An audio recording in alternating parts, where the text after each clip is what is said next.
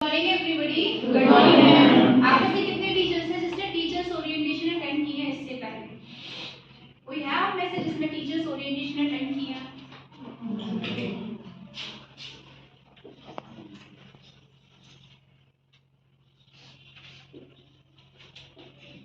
ये teacher orientation के बारे में आप में से कोई जानता है क्या होता है टीचर्स ओरिएंटेशन?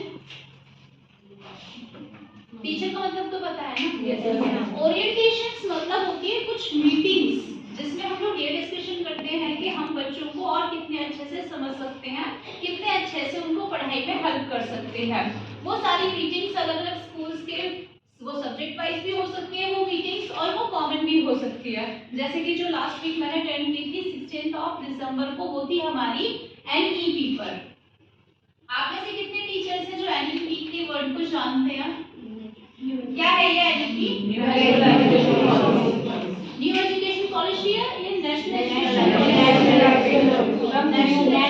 और 2020 वाली जो है 2020 वाली। जब आप भी अच्छे से जानते हैं कि कोविड के टाइम पर बच्चे घर पर बैठकर पढ़े हैं, मोबाइल इतने इफेक्टिव नहीं है। क्या मोबाइल फोन टीचर की प्लेसमेंट ले सकते हैं? नहीं ले सकते हैं। बहुत सारे ऐसे पेरेंट्स हैं जो बहुत समझदार थे, उन्होंने अपने बच्चों की क्लास को कोविड के बाद में रिपीट करवा दिया।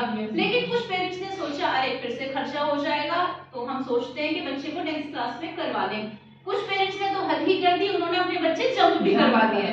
ये सबसे बड़ा इशू होता है हमारे स्कूल्स में, और हमने इस चीज को लास्ट ईयर भी देखा है कि जंप होने का क्राइटेरिया क्या है।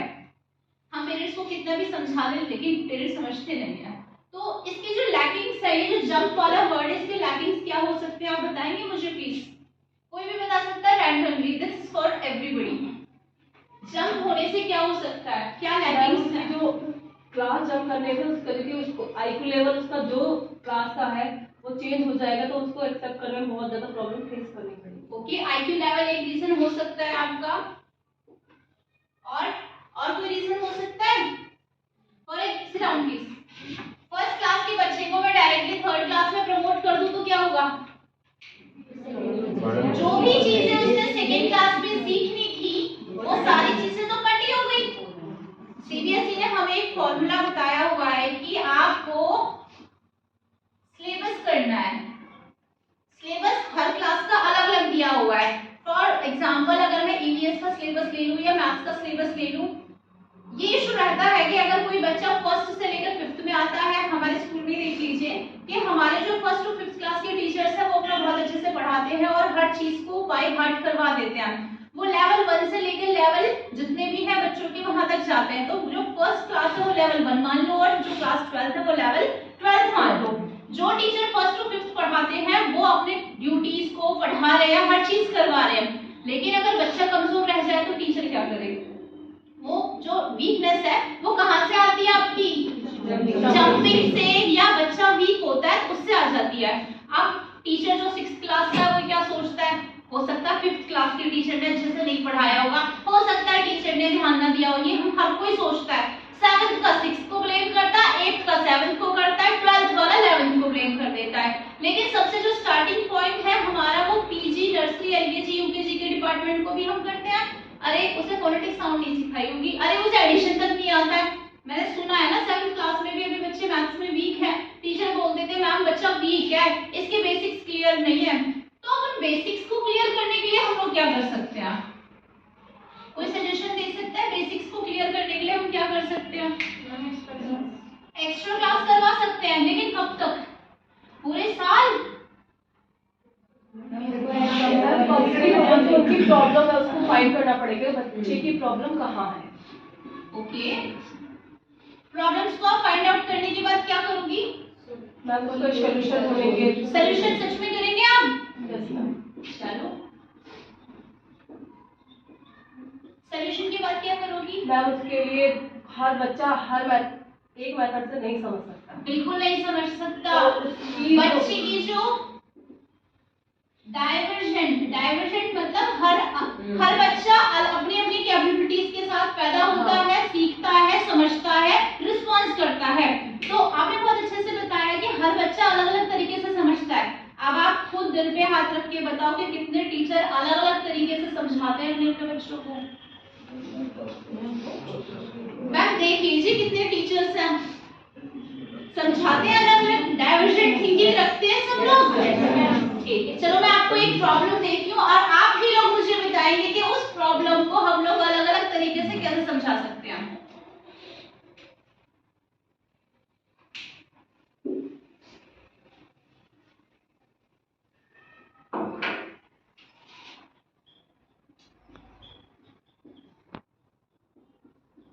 I have a very bad handwriting, लिखने की आदत नहीं है ना। और क्या रह गया? देखा, बहुत अटेंटिव है आप सब लोग। तो अगर इन प्रॉब्लम्स को हम लोग किसी बच्चे को दे देते हैं, वो बच्चा इसको कर रहा है, इसको कर रहा है, अगर इसको नहीं कर पा रहा है, इसको नहीं कर पा रहा है, तो आप कितने वेज से सिखाएंगे? मैथ के टीचर्स बहुत अच्छे से बता सकते हैं। थर्ड क्लास की मैथ कौन लेते हैं? Yes, Nancy ma'am. अगर कोई बच्चा प्लस और माइनस कर पा रहा है और अगर वो मल्टीप्लिकेशन और डिवीजन नहीं कर पा रहा, तो आप कैसे सिखाएंगे? मैम सबसे पहले तो टेबल्स लर्न करानी होंगी, तभी बच्चा कर पाएगा। फिर उनको मैम टेबल से एक हो गया आपका tables. Yes ma'am. Second strategy क्या हो सकती है उसको मल्टीप्लिकेशन और डिवीजन सिखाने की? फोर्थ क्लास के मैथ्स टीचर कौन है? यस सजल। यस मैम, मल्टीप्लाई में कोई भी हम थिंग ले सकते हैं, टॉफी, रेजर, पेंसिल, एनीथिंग, और फिर उसको सपोज 2 है और हम उसको 2 टाइम्स काउंट करेंगे, देन मल्टीप्लाई वाला साइन। ये हो गया आपको फर्स्ट हैंड एक्सपीरियंस, मतलब आपने कॉन्सेप्ट को समझाने से पहले क्या किया, चीजों से बच्चे को इन्वॉल्व कर दिया। और कोई चीज फिफ्थ क्लास के मैथ्स कॉल ले नीरज मैम? हाँ, आप बताएं। एग्जांपल से कोरिलेट करेंगे। एग्जांपल से कोऑर्डिनेट करेंगे। आप सब लोग जब क्लास में एंटर करते हैं तो सबसे पहले क्या करना शुरू करते हैं? Please sit down, clap for them, they have given क्या करते हैं आप लोगों को? कोई टॉपिक पढ़ाने जा रहे हैं, इंग्लिश का भी हाल ही में कौन सा टॉपिक हुआ है? फिफ्थ क्लास इंग्लिश रीडर कौन पढ़ा रहे हैं? बीरबल। अच्छा, बीरबल तो बहुत अच्छा कॉन्सेप्ट है, हम अपने बचपन से सीखते आए उनकी स्टोरीज को, अकबर बीरबल की। तो अभी जो टॉपिक चला उसका मेन जो था टॉपिक, कॉन्सेप्ट क्या रहा है उसका? आपने क्लास में एंटर किया, आपका फर्स्ट डे था बीरबल को टॉपिक को समझाने का, तो आपने कैसे किया? मैंने उनको इस तरीके से समझाया कि मतलब बीरबल के बारे में उनको बताया कि वो किसके, मतलब उनको उनकी बात को, मतलब वो मंत्री थे अकबर के, तो उनके दरबार में रहते थे, तो उनकी हर बात को। अच्छा, ऐसे शुरू किया था डायरेक्टली? ऐसे शुरू किया था? फिर मैं बस उतना जानना चाहती हूँ कि आपने उस कॉन्सेप्ट को शुरू कैसे किया था? क्या आपने प्रीवियस नॉलेज उसकी चेक की थी अकबर बीरबल को लेकर?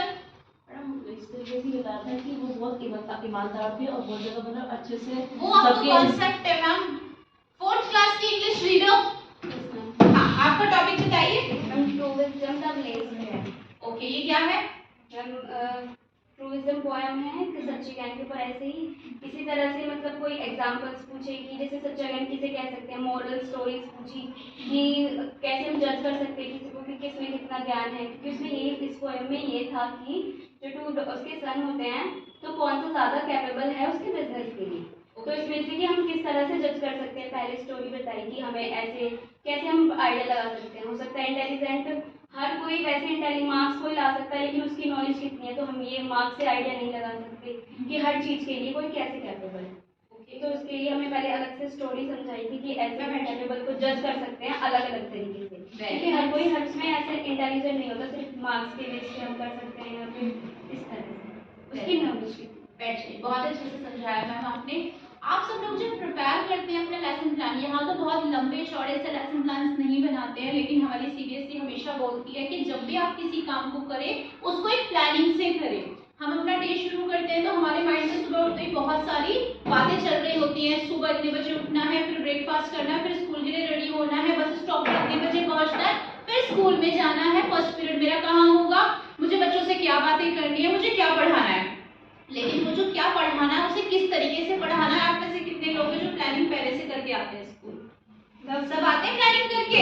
माइंड में बहुत सारी चीजें रहती हैं, लेकिन बच्चों के तरह स्कूल आके भूल जाते हैं। नहीं, रिटर्न में नहीं करते। रिटर्न में नहीं करते, किया करें, थोड़ी सी हेल्प हो जाएगी। अगर आप कहीं अटके तो वो आप उसके नोट्स को आप रेफर कर सकते हैं, बहुत इजी है। अच्छा चलिए, आप छोटी सी एक्टिविटी कर लेते हैं, ये हमारी पढ़ाई से रिलेटेड बात हो गई। आपके पास हर किसी के पास एक पेन पेपर मैंने मंगवाया था पहले से। हमारी लाइफ में भी हमारा एक रोल मॉडल टीचर रहा है, जिसको सोच सोच के हमने बहुत सारे सपने देखे कि हम लोग भी एक टीचर बनेंगे, बहुत इफेक्टिव टीचर बनेंगे, जैसा हम चाहते हैं हमारा टीचर है हमारे लिए, हम भी बच्चों के लिए वैसा बनेंगे। सो आपका आज का एक्टिविटी है कि how you can be a role model to your teacher और योर स्टूडेंट। आप आपस में पीर ग्रुप होता है बच्चों का, वैसे ही हमारा कॉलीग ग्रुप है, कॉलीग्स हैं हम आपस में सब लोग। तो हम अपने बच्चों को किस तरीके से ट्रीट करते हैं आपको बताना नहीं है, ड्रॉ करके दिखाना है मुझे आज। फॉर एग्जाम्पल मैं आपको एग्जाम्पल देती हूँ, अगर मैं अपने बच्चों को रोल मॉडल बनवाना चाहूँ तो मैं चाहूंगी मैं उनके लिए एक फोन होती, और बच्चों के हाथ में वो फोन जब भी जाता और बच्चा बहुत ज्यादा देर तक फोन देखता तो मैं अपने आप स्विच ऑफ हो जाती, बहुत टाइम हो गया स्विच ऑफ हो जाओ, अब बच्चा देखेगा ही नहीं। बच्चा अगर बहुत टाइम तक फोन देख रहा है और अपनी पढ़ाई पे ध्यान नहीं दे रहा है तो मैं कीपैड से शायद ये बता पाती उनको, बेटा अब होमवर्क का टाइम हो गया है, जाओ और अपना होमवर्क करो, मुझे बाद में चलाना। मैं अगर रोल मॉडल होगी तो मैं अपने बच्चों को ये बताती, बेटा तुमने बहुत टाइम स्पेंड कर लिया फोन पर, अब अपने पेरेंट्स के साथ अपने सिबलिंग्स के पास जाओ और वहां बैठो। तो मैं अपने आप को एक मोबाइल फोन की तरह देखती हूँ अपने बच्चों को। आप लोग अपने बच्चों को किस तरीके से देखते हैं या आपकी इंपॉर्टेंस क्या है आपके बच्चों की लाइफ में, उसे आपको ड्रॉ करके दिखाना है। You have only 5 minutes. Start drawing. There are very good teachers who can draw very effectively. Think and draw कि आप अपने बच्चों को किस तरीके से मोटिवेट करते हैं। बहुत सारे आइडियाज हो सकते हैं, वो सब हम लोग बोर्ड पर लिखेंगे। आज का सेशन आपके नाम पूरे बना का स्टार्ट कीजिए। आप अपने आप को क्या रखकर सोचते हैं कि आपके बच्चे आपकी सुने, आपकी बात माने, किस तरीके से आप उनके रोल मॉडल बन सकते हैं, आप उन्हें डिसिप्लिन में कैसे रख सकते हैं।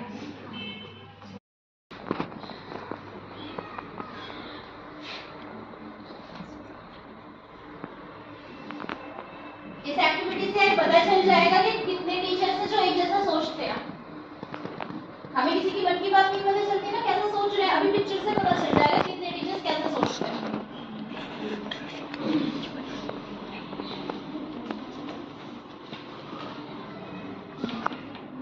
बहुत सारे टीचर्स जो सेम सोचते हैं।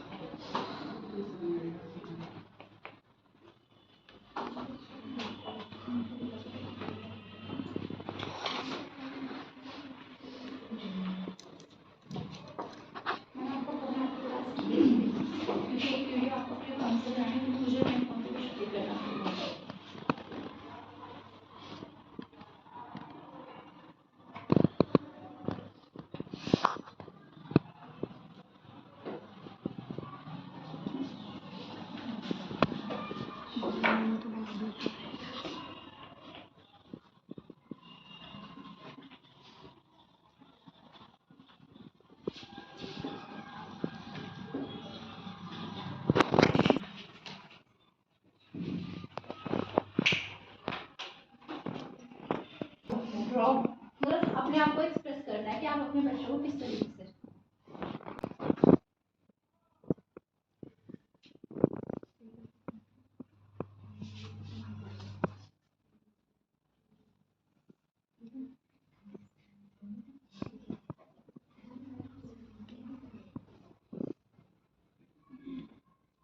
Every teacher will get only 15 drawings which they have drawn. सिर्फ 30 seconds या 25 seconds। अच्छा बहुत प्रेम का इशारा मैम आप नहीं कर सकते हैं आराम से। और आपने क्या ड्रॉ किया सबसे पहले तो आपको वो बताना है। I have drawn 2 pictures in a very short time. Okay.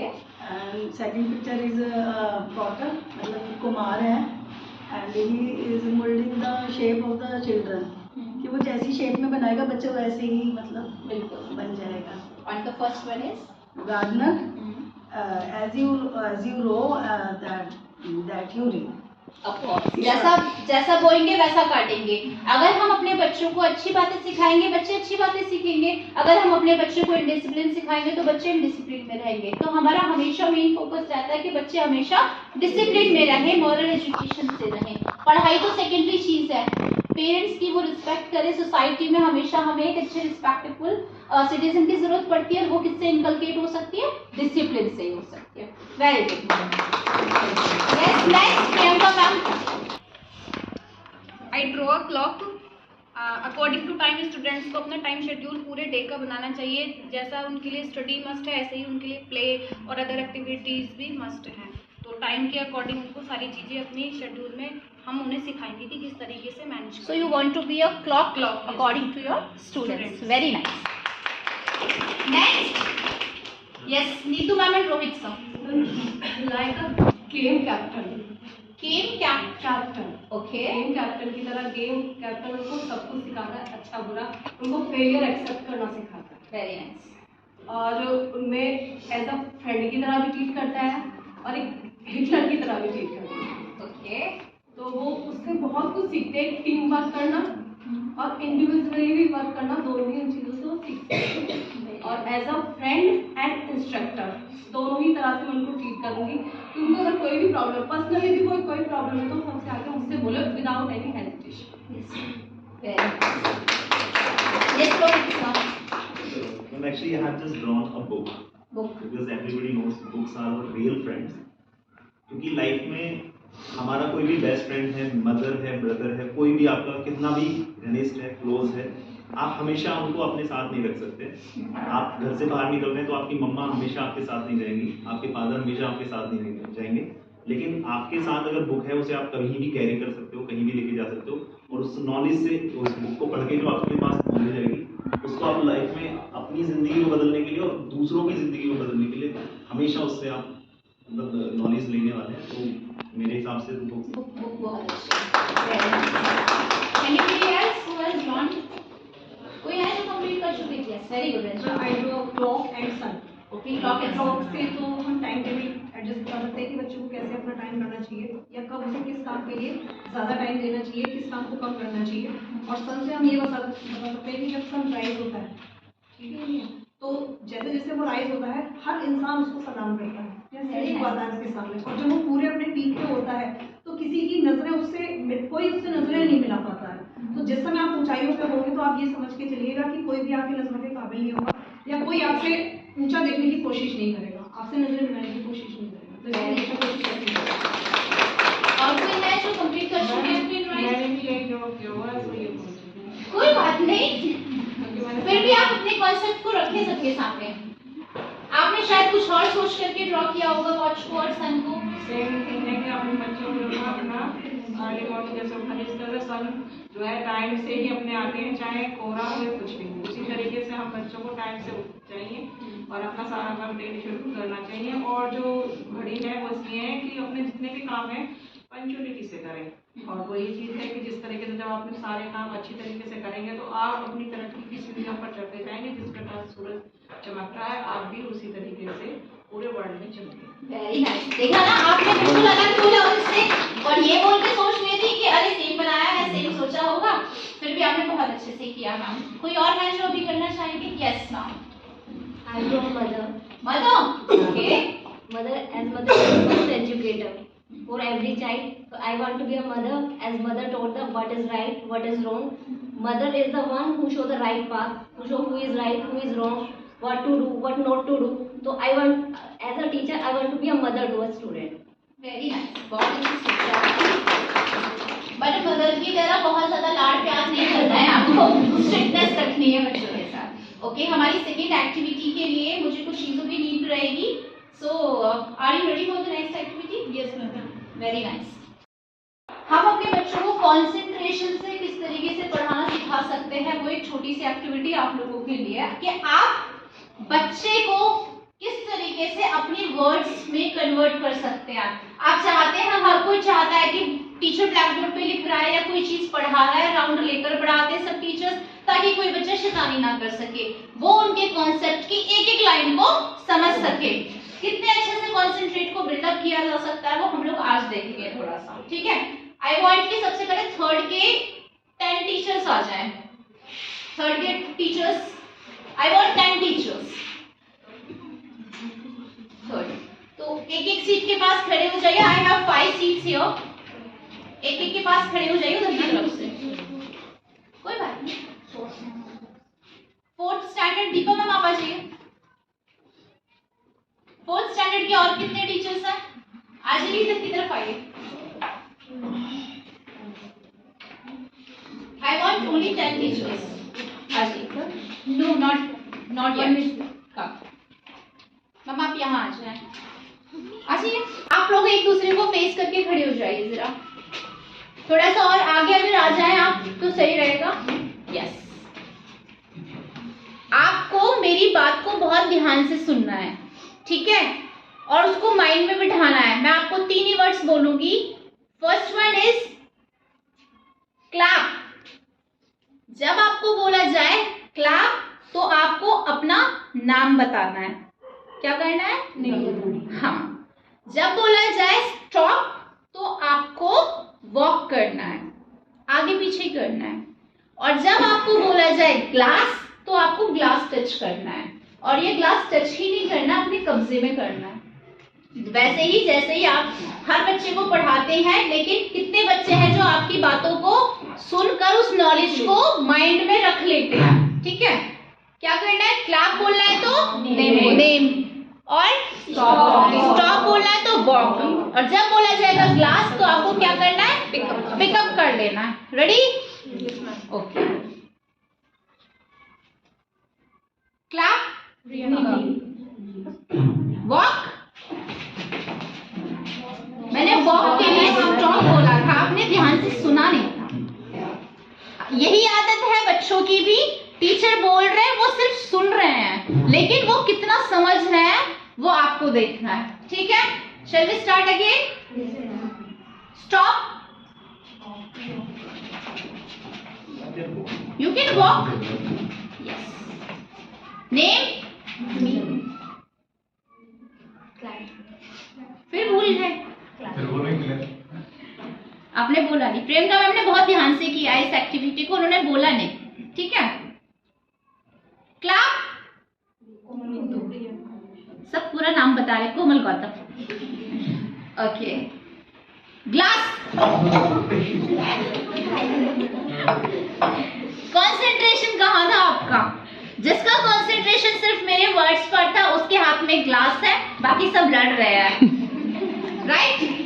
सो ये इसी तरीके से हम लोगों को अपने बच्चों को कंसंट्रेशन को इनबिल्ड करना सिखाना है कि बेटा भले ही क्लास में अगर कोई आपको डिस्टर्ब भी कर रहा है तो आपका जो मेन फोकस होना चाहिए किस पर? जो कॉन्सेप्ट आप पढ़ाने आई हो क्लास में उस पर ही फोकस होना चाहिए। So let's exchange the teachers now. Very yes, now we have different concept. जब आपको बोला जाए हेड को टच करने के लिए तो आपको हेड को ही टच करना है। जब आपको बोला जाए आइस को टच करने के लिए तो आपको आइस को ही टच करना है। जब आपको बोला जाए शोल्डर को टच करने के लिए तो आपको शोल्डर को ही टच करना है, ठीक है। समझ में आ गया? यस। आइस, दोनों हाथों से टच करो Bushra ma'am. Head, shoulder, ice, head, shoulder, shoulder, ice, head, glass.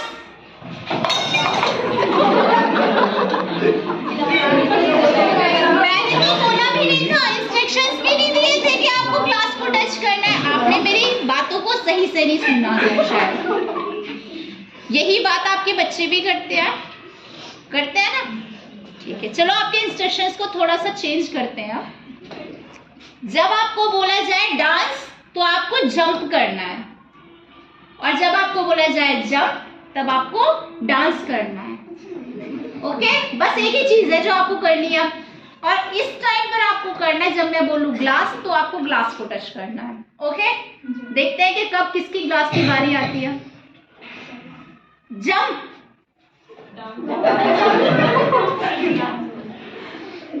Jump,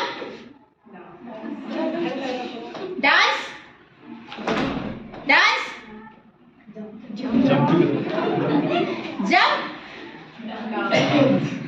glass. बहुत अच्छे, जिनके हाथ में ग्लास है उनकी कंसंट्रेशन पावर भी बहुत अच्छी है। बच्चा छिपा हुआ है, उससे डिफरेंट रहने वाला है मैम। आपको भी बॉडी पार्ट्स को टच करना है, लेकिन थोड़े डिफरेंट वे में। आपको अगर बोला जाए हेड को, तो आपको शोल्डर को टच करना है। Head opposite to shoulder, eyes opposite to ears. Done? Head to shoulder, eyes to ear. And glass को टच करने के लिए बोला जाए तो ग्लास को ले लेना है आपको, ठीक है? Head, head, shoulder. Rohit sir ध्यान से सुनिए। Eyes, eyes, shoulder, head, head, head, shoulder, eyes, ears. Ranjana ma'am, you are very very fast. Listen first. ears, eyes, shoulder, head, head, glass.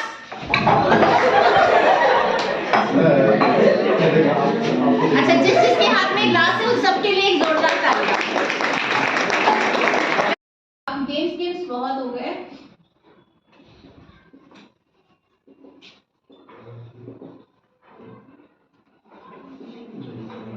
What is this? Discipline. सब लोग बातें करते हैं discipline discipline discipline बनाओ, लेकिन वो डिसिप्लिन बनेगा कैसे? आप में से ही कोई ना कोई यहाँ आएंगे और आप मुझे बताएंगे कि हम डिसिप्लिन के बारे में बात बहुत करते हैं, लेकिन वो डिसिप्लिन क्रिएट कैसे होगा, कैसे कर सकते हैं हम लोग डिसिप्लिन को क्रिएट? प्लीज मैम आइए। First of all obedience, okay, then follow the rules. Okay, वो रूल्स क्या हैं? हमारे स्कूल के बारे में अगर बात करें तो वो रूल्स क्या हैं? Punctuality, time table according to time table, and another thing also include whenever the time of everything we have to follow that. Okay, good. Next, anyone else who can voluntarily come and discuss about how we can maintain discipline? Discipline को कैसे maintain किया जा सकता है? कोई और आकर बताएंगे? Yes, Rohit sir, please. आप अगर इसे बता दो कुछ चाहिए। Okay, please. You have a marker? Should I get this? Of course you can rub.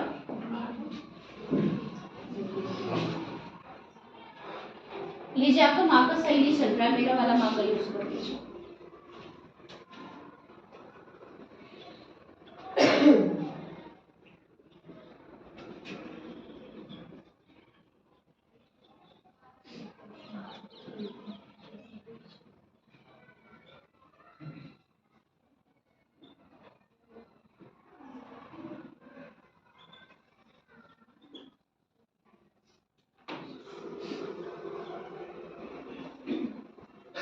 Actually मैं डिसिप्लिन को फॉलो करने के लिए मैं मानता हूँ कि ये चार्ट जो है ना, ये हर टीचर को फॉलो करना चाहिए। क्योंकि किसी भी संस्था में कोई भी पर्सन काम कर रहा है, कोई भी टीचर काम कर रहा है, तो सबसे पहले मैं मानता हूँ कि टीचर्स की ना 4 कैटेगरी होती है। पहली कैटेगरी होती है ये कि नो रिलेशन नो रिजल्ट। कुछ टीचर ऐसे होते हैं जो स्कूल में आगे ज्वाइन कर लिया, वो ना तो किसी से रिलेशन उनका होता है, वो अपने आप में ही मगन होते हैं और वो रिजल्ट भी बहुत अच्छा नहीं दे पाते हैं। और ऐसे लोगों को मैं सच बताऊं, टीचिंग वो बाई चांस आ गए हैं, उनके लिए टीचिंग है ही नहीं, तो उन लोगों को मतलब छोड़ देना चाहिए। टीचिंग उनके लिए बनी ही नहीं है अगर वो इस कैटेगरी में। और कुछ टीचर ऐसे होते हैं जो इस कैटेगरी में आते हैं, जो रिजल्ट बहुत अच्छा नहीं बना पाते, लेकिन आके वो दूसरे टीचर से या और स्टाफ मेंबर्स से या मैनेजमेंट से रिलेशन उनके बहुत अच्छे होते हैं, लेकिन रिजल्ट बिल्कुल नहीं होता, बिल्कुल जीरो। ऐसे भी टीचर्स टीचिंग के लिए नहीं बने हैं, उनको भी ये प्रोफेशन छोड़ देना चाहिए। एक टीचर होता है जिसका रिलेशन स्टूडेंट्स के साथ, अपने जो कलीग्स हैं उनके साथ, स्टाफ मेंबर्स के साथ रिलेशन भी अच्छा होता है, और दूसरा रिजल्ट भी उनका बहुत अच्छा होता है। अब आप खुद डिसाइड कीजिए कि आप इनमें से कौन सी कैटेगरी में आते हैं। रिलेशन और रिजल्ट। कुछ लोग ऐसे हैं जो रिलेशन को भी मेंटेन करके रखते हैं और अपना रिजल्ट भी मेंटेन करके रखते हैं। किसी भी संस्था को, किसी भी स्कूल को इस तरह के टीचर्स की जरूरत होती है। और अगर गलती से आप इस कैटेगरी में आते हैं, result and no relation, so this is the best, आप उसको कह सकते हो this is the best teacher, जो हमेशा अपने फोकस करता है रिजल्ट पे। डिसिप्लिन का है, we are talking about the discipline. Discipline ma'am, जो ये लोग होते हैं ना जो रिलेशन और उस पर फोकस करते हैं, ये ऑलरेडी डिसिप्लिन होते हैं, इनको आपको कुछ कहने की जरूरत नहीं है, ये अपने आप से सारी चीजें मेंटेन करेंगे, हर चीज को अपने आप फॉलो करेंगे। मैम बहुत इंटेलिजेंटली बात कर रहे हैं, इसके बारे में हम कभी सोचते नहीं है, बट दिस इज फैक्ट। इनको बोलने की भी जरूरत नहीं होगी, ये वो होंगे जो काम से प्यार करते हैं। मैंने कहा ये लोग होंगे जिन्हें आप धक्का मार के भी कराना चाहो ना तो भी नहीं करने वाले, आप इनको खूब फोर्स कर लो फिर भी नहीं करेंगे। ऐसे लोगों को बोलने की जरूरत नहीं है, वो सेल्फ डेडिकेटेड होते हैं, सेल्फ मोटिवेटेड होते हैं। और अगर आप इस कैटेगरी में हैं तो फिर आप ये मान लो संस्था अपने आप से नहीं, फिर आप दूसरे लोगों से चलने वाली है। अगर एक संस्था में एक बंदा भी ऐसा है तो मैं कहता हूँ वो संस्था की पहचान हो सकता है। तो आप कोशिश कीजिए, अगर आप इन कैटेगरीज में हैं तो कोशिश कीजिए इन कैटेगरीज में आने के लिए।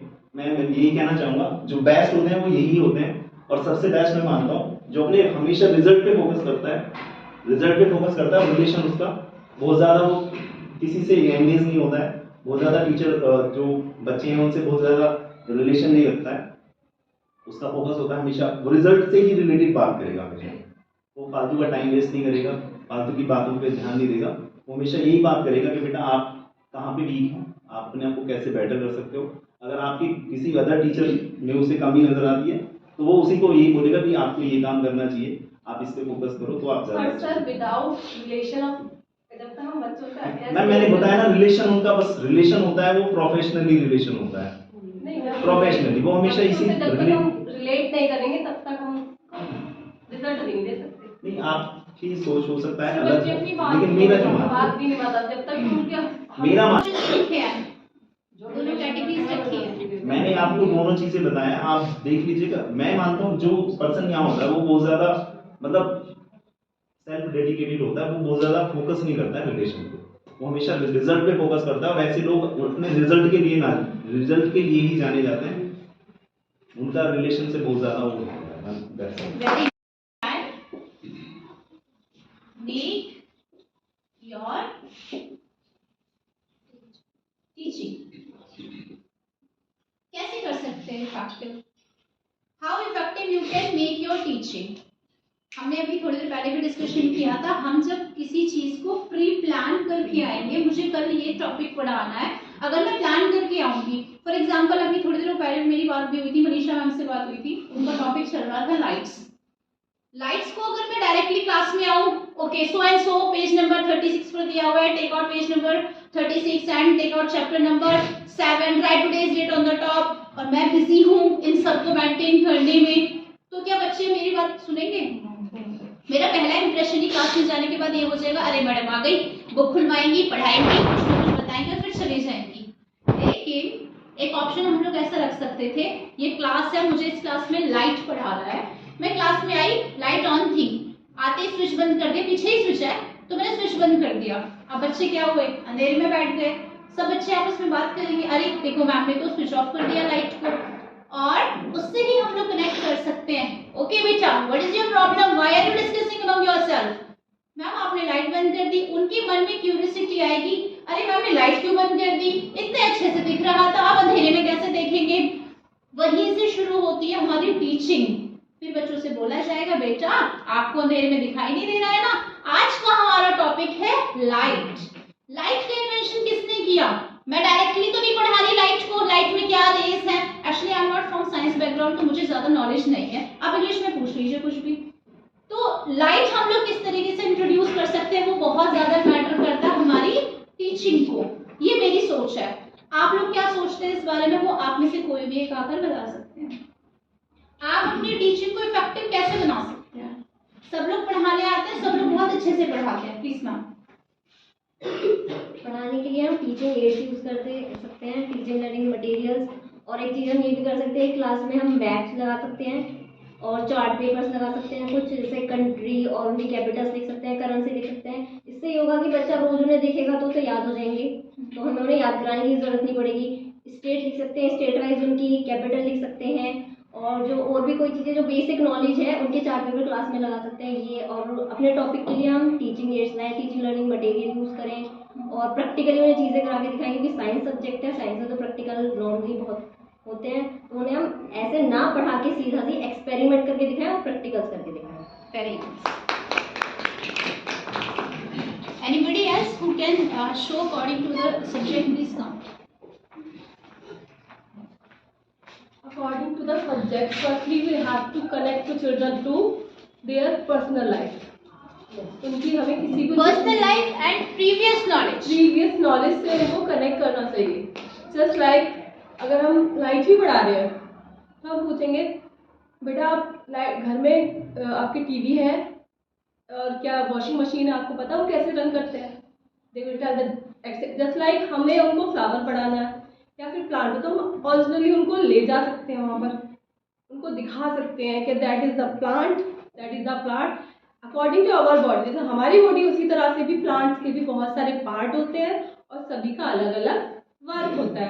फ्लावर को हम उसको डाइसेक्शन करके दिखा सकते हैं कि देखो इसके पार्ट रियल में क्या क्या होते हैं, इसमें क्या क्या, इसका स्टैमिन होता है, इसका गॉल ब्लैडर होता है, तो इसको बिल्कुल शो ऑफ करके हम दिखा सकते हैं।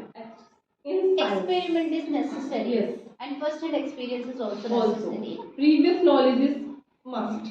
Okay. Very nice. कुछ दिनों पहले ही मेरी मनीषा मैम से डिस्कशन हुआ था कि लाइट्स कैसे पढ़ाते हैं। अब कल की बात है कि कल नहीं, शायद कल तो हॉलीडे था, उससे पहले की बात है। मैं एलकेजी क्लास में गई थी, वहां पर भी एक टॉपिक चल रहा था जिसका नाम था इलेक्ट्रॉनिक गैजेट्स। अब एलकेजी के बच्चा क्या जानता है कि इलेक्ट्रॉनिक गैजेट्स क्या होते हैं जो बिजली से चलते हैं। Directly I entered into the class and I thought, board पे लिखा हुआ था इलेक्ट्रॉनिक गैजेट्स। सबको पूछा मैंने कि बेटा इलेक्ट्रॉनिक गैजेट्स क्या होते हैं। धीरे धीरे उन्होंने हाथ ऊपर करना शुरू किया। मैम वो जो बिजली से चलते हैं वो इलेक्ट्रॉनिक को इंग्लिश में क्या बोलते हैं? इलेक्ट्रिक को विद्युत। वहाँ हिंदी में भी लिखा था विद्युत। तो किसी बच्चे ने हिंदी में खड़े होकर बोला मैम विद्युत उपकरण या विद्युत जो चीजें होती हैं वो। अब उस सरप्राइज के बच्चे को पता है कि इलेक्ट्रॉनिक को हिंदी में क्या बोलते हैं। ठीक है, अब मैंने बोला बेटा इलेक्ट्रॉनिक गैजेट्स जो है वो किससे चलते हैं? बच्चों ने बता दिया इलेक्ट्रिसिटी से चलते हैं। देन स्टार्टेड की थोड़ा सा और इनोवेट किया जाए। बेटा ये फैन किससे चलता है? रिलेट कर रहे हैं हम लोगों से इलेक्ट्रिसिटी से। सबने बहुत जोर से बोला इलेक्ट्रिसिटी से। फेस पे थोड़ी सी स्माइल आई कि हाँ मैम कनेक्ट कर रही है। बेटा मेरे हाथ में एक सेल फोन है अगर, तो वो किससे चलेगा? सब चुप हो गए। क्यों चुप हो गए होंगे आप बता सकता है कोई? उन्हें आइडिया नहीं था कि वो चार्ज करने के बाद भी वो इलेक्ट्रिसिटी वो टच से ऐसे वर्क करता दूर हो जाएगा। ठीक है, वेरी नाइस। तो उन्होंने वो सोचा, उनकी थिंकिंग थोड़ी अलग हो गई। मैंने बोला बेटा मैं कैसे चल रही हूँ? क्या मैं इलेक्ट्रिसिटी से चल रही हूँ? समझने लगे नहीं मैम आप इलेक्ट्रिसिटी से नहीं चल रहे, आप तो ह्यूमन बीइंग हो। मैंने बोला ठीक है, आपकी क्लास टीचर किससे चल रही है? उन्होंने बोला मैम ये अभी ह्यूमन बीइंग है, वो भी इलेक्ट्रिसिटी से नहीं चल रही है। देन उसका थोड़ा सा डाइवर्जेंट किया तो मैंने बोला बेटा आज आप स्कूल आए थे किससे आए थे? किसी ने बोला बाइक से आए थे, किसी ने बोला वॉक करके आए थे, किसी ने बोला बस से आए थे, किसी ने विंगर बता दिया। फिर मैंने बोला ठीक है आप इतने सारी चीजों से आए हो सब लोग, वो कैसे चली? व्हीकल्स कैसे चले? तो सबने बोला पेट्रोल। फिर मैंने उनसे पूछा बेटा ठीक है सिर्फ एक पेट्रोल ही होता है कि जिससे हम गाड़ी चला सकते हैं, क्या और कोई ऑप्शन नहीं है? उन्हें रियलिटी में नहीं पता था कि पेट्रोल के अलावा डीजल और गैस से भी गाड़ी चलती है। तो वो डीजल और गैस जब उनको इंट्रोड्यूस किया गया उनके लिए न्यू कॉन्सेप्ट हो गया। घर जाकर के फिर उनको होमवर्क दिया गया, पेरेंट्स से पूछना बेटा आपकी गाड़ी किससे चलती है? क्या आपकी गाड़ी सीएनजी से चलती है? पापा डीजल डलवाते हैं या पेट्रोल डलवाते हैं आप? ठीक है, थोड़े हायर लेवल पे होते तो हम लोग और भी चीजें इसमें इंक्लूड कर सकते थे। ठीक है, क्या आप में से कोई और है जो एक्सपीरियंस शेयर करना चाहेगा कि आप अपनी टीचिंग को इफेक्टिव और अच्छे से कैसे कर सकते हैं? यस, बच्चों के अंदर क्यूरियोसिटी, जो भी आप टॉपिक पढ़ाने वाले हो उसकी क्यूरियोसिटी बच्चों के अंदर, कि बच्चों को लगे कि हाँ इसमें क्या है, उनको हाँ। खुद से अंदर से सीखने का मतलब वो आपको जगाना पड़ेगा। बिल्कुल जगाना पड़ेगा। कोई भी टॉपिक आप पढ़ा रहे हो तो पहले उससे रिलेटेड क्वेश्चन कीजिए, बच्चे गलत बताएंगे, सही बताएंगे, उसके बाद जो गलत बताने के या सही बता रहे हैं, उसके बाद आप उससे रिलेटेड कोई ऐसा पॉइंट जो बच्चों को नहीं आता वो ऐड कर दीजिए और फिर बच्चों को बताइए ऐसे कैसे हो गया। बच्चे कहेंगे सर आई डोंट नो। अगर जानना है बिल्कुल साइलेंटली एकदम ध्यान से समझिए, तो थोड़ा सा बच्चों के अंदर क्यूरियोसिटी होगी और फिर बच्चा आपको ध्यान से सुनेगा। तो प्रीवियस नॉलेज को भी आपने कनेक्ट कर लिया और उनके अंदर क्यूरियोसिटी भी होगी। क्यूरियोसिटी को लेकर के अगर आप करेंगे तो, क्योंकि जितनी भी आप देखिए मूवीज आप देखते हैं, सीरियल आप देखते हैं, वो लोग सिर्फ आपके माइंड से ही खेलते हैं। आप 3 घंटे की मूवी को बैठे बैठे गुजार देते हैं, क्यों? क्योंकि वो आपके अंदर क्यूरियोसिटी पैदा करते हैं। ऑफ कोर्स आप सीरियल में देखो एक ही सीन को वो चाकू लेके जा रहा है पीछे पीछे, आप बिल्कुल लगा के देख रहे हो अब क्या होगा, अब क्या होगा। तो क्यूरियोसिटी, मैम मेरा मानना बस क्यूरियोसिटी, अगर बच्चे के अंदर क्यूरियोसिटी पैदा होगी तो वो अपने आप ही सारी चीजें सीखेंगे। आपने मेरे क्वेश्चन का पहले ही आंसर दे दिया है, but I want to listen others views also. How you can make effective class के बाहर से हम लोग जब कभी राउंड लेते हैं, मैम वो कोऑर्डिनेटर हैं या सर ही हैं, सब लोग अपने अपने काम में बिजी होते हैं क्योंकि आप अपने कॉन्सेप्ट को डिलीवर करने में बिजी हैं। लेकिन कहीं कहीं पीछे क्या होता है, बच्चा पेन मार रहा है, सुन नहीं रहा है किसी से बातें करने में बिजी है, पैर हिला रहा है, तो वो क्या इफेक्टिव क्लास हो गई? वो अगेन आपकी जो सर ने बताया क्यूरियोसिटी से है। तो आप इफेक्टिव क्लास को बनाने के लिए क्या कर सकते हैं? हाँ बताइए आप। कुछ इंटरेस्ट, जिससे बच्चे इंटरेस्ट ले सके, उसमें बोर्ड एग्जांपल्स दे सके। कोई स्टोरी होती है जो बुक में होती है, जैसे कि मैंने भी बताया था 2 सन्स वाली स्टोरी थी, तो उसमें ये बताया गया था कि कैसे वो जज करेगा अपने बेटे को। ऐसा तो नहीं था कि दोनों बेटे बिल्कुल ही नहीं कर सकते, लेकिन बिजनेस के लिए वो कैसे, कौन ज्यादा कैपेबल था। तो सबसे पहले मैंने उसको उनमें बताया कि कैसे हम जज कर सकते हैं। हर तरीके का जज करने का जो तरीका होता है वो अलग अलग होता है। हर किसी को मार्क्स के अकॉर्डिंग जज नहीं कर सकते, या कोई किसी चीज के लिए कैपेबल है तो कोई किसी चीज के लिए। तो पहले उन्हें इंटरेस्ट जगाए, उसका क्या है, इस स्टोरी में क्या पढ़ने वाले हैं। फिर जिससे वो इंटरेस्ट ले, उन्हें पता चले कि कुछ क्यूरियोसिटी है, वो जैसे सर ने बताया था कि वो थोड़ा इंटरेस्ट लेने की क्यूरियोसिटी है कि अब देखते हैं क्या होगा, कैसे होगा, कहानी में क्या होने वाला है, कैसे। इसी तरह से हम उसे एग्जाम्पल अदर से अलग से स्टोरी बता के देन अपना चैप्टर अच्छे से करेंगे तो वो इंटरेस्ट के साथ सुनेंगे। बिल्कुल सचिन बना दोगे तो बच्चे आपकी बिल्कुल सुनेंगे, लेकिन वही अगर आप एक लेक्चर को बहुत बोरिंग कर दोगे तो वो बच्चे बिल्कुल नहीं सुनेंगे।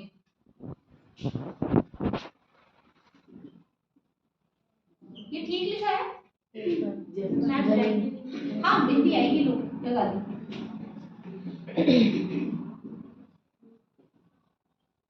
ये सही लिखा है? नहीं। कितने हाँ बोल रहे, कितने ना बोल रहे हैं? जमीन को प्रैक्टिकली मत सोचो, जमीन का जादू। मेरी बात पूरी हुई नहीं है अभी, बस आप इतना देखो जितना निकाल है सही कि नहीं है, ठीक है?